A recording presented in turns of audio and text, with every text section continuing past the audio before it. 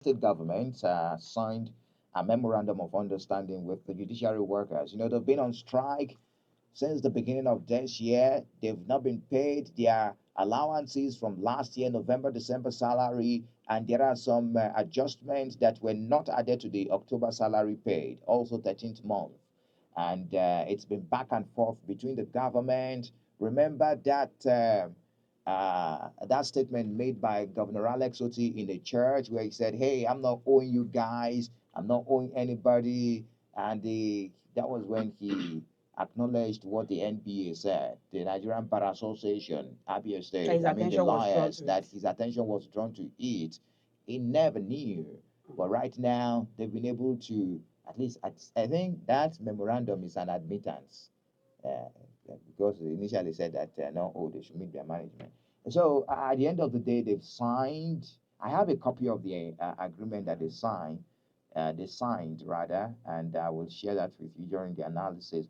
But the Commissioner for Information, Prince Okekano, revealed that Juson will convey a Congress as soon as possible to officially call off the strike. You heard the chairman also on the show yesterday in a telephone conversation he had with our reporter as a 𝐀𝐁𝐈𝐀, and and also all implementation of the conduits, they've been resolved. At the end of the day, they are waiting for the agreed amount, the agreed additional amount to be paid to Jason, and so that it will be processed for remittance. And at the end of the day, our courts will be opened. Well, first of all, I want to say kudos to both parties, the government and the judiciary coming together to resolve their issue. But this one is just paperwork because this is the second MOU they are going to sign. The judiciary came out to say the government reneged last year on the MOU they signed. Is that going to happen again? We don't know, but hopefully that will not happen. But I want people to know that judiciary is not going to call off the strike until there is implementation. That's how it works. He even said it yesterday on the show that once they see the money, because that's the most important thing. People are being owed. So until you see the money, it is the money that will validate that you actually signed something. It's not just a paper something. It is when I see the money that validates the implementation.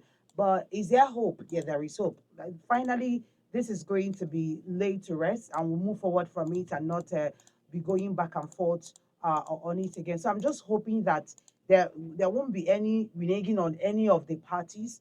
That this time around, both parties will hold on to their own part of the bargain and follow through, so that the right thing will be done. People who have been owed, they would be paid, and then they will get to sort out their family issues and problems facing them, and then we'll move ahead and face our attention to. There are other things that needs to be tackled in this state when it comes to what the government has to do. So let's just move Mm. forward and face our attention on other things, and then let this to rest. And it's important that the government is also sincere, henceforth in their negotiations, and also Reactions. reactions Yes. too.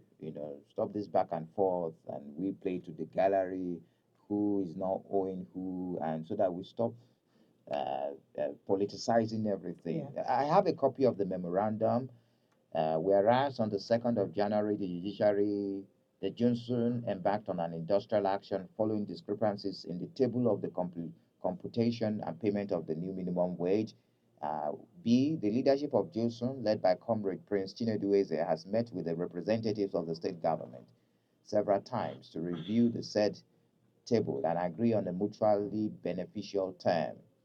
Now, the terms are: one, the state undertakes to implement the minimum wage in line with the agreed conduit scale for judiciary from October 2024, and any arrears arising from the late implementation will be paid accordingly. The scale was attached, and of course. Two, the state shall also ensure that the rice palliatives, so they fight for rice too. Okay, the rice palliatives and other entitlements are provided for the arms of the judiciary that have not been taken into consideration.